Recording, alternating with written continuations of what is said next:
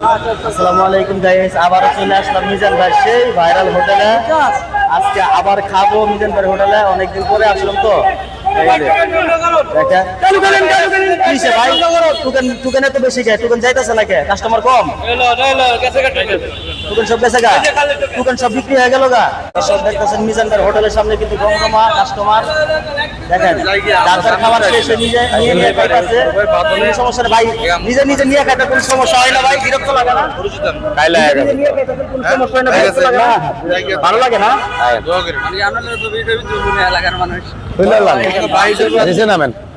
সবাই নিজে নিজে নিয়ে খাইতেছে, তরকারিও নিজে নিজে খাইতেছে।